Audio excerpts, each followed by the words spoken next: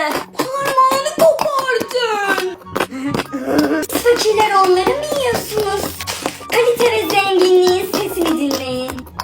Ah, bizim kırıldı. Yes!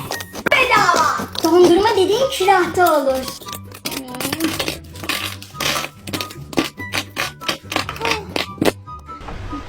Bir de dondurmaya para mı vereceğim? Mis gibi de dondurma.